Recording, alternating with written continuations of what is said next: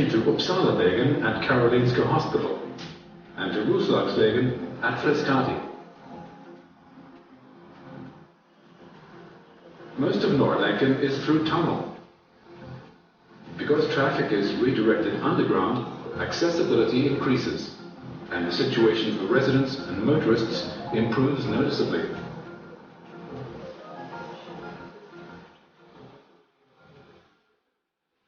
Building Norrlänken will take about 8 years and is a huge challenge.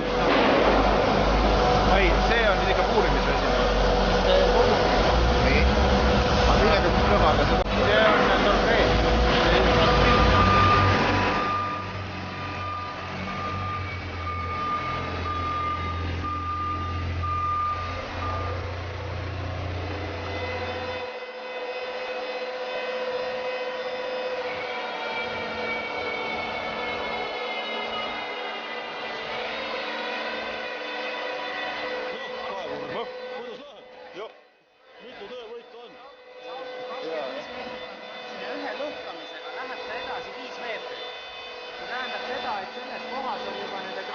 Aukude ülekate on 5 korda. 5 kitti on need krautimisauke siin laev. Kui lõhatakse, siis see auk lastakse lõhkainet täis. See lastakse lõhkainet täis. Süstiks sisse. Aga sellest ainult 5 meetrit ei. Krautimisaugud on omad augud. Lõhkamiseks lõhkab eraldi augud ja need ongi, kui ta 5 meetrit lõhkab, siis ta ütleme kuskil 5.30, 5.40 puuri. Mis ütle krautide idee ongi see samane vee? Ainult pumplata seda ja kui on pehme kivi või üleval on mingi tunnist selle tseili liiva, millega siis tegelikult angutatakse või? Pannakse praod kinni. Ja kui on pehme kivi, siis nad lõhkavad vähem kui 5 meetrit. Sa puurid augud sisse, lased seda tseili lõga sisse selleks, et selleks igale peale pragude vahele ja pärast, et vesi sisse ei nõuda. Siis ongi nii, et 5 konsult, et neid on nagu igalt erinevad tasandil.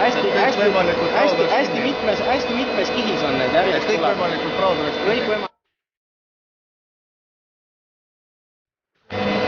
Aga topelt on 65 meetrit. Aga seal hakatakse siis... Ei ole tulnud mitme tunnist ootamist. Ventilatsioon on siin nii kohal.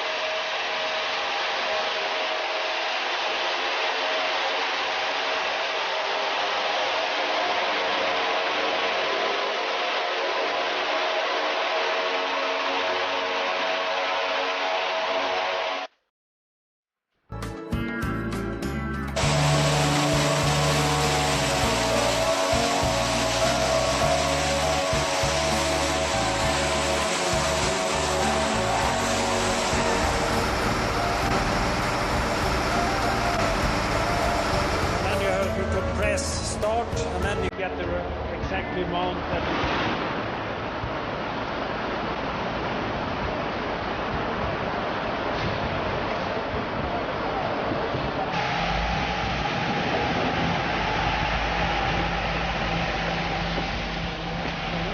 a few minutes now, so that's what we are waiting.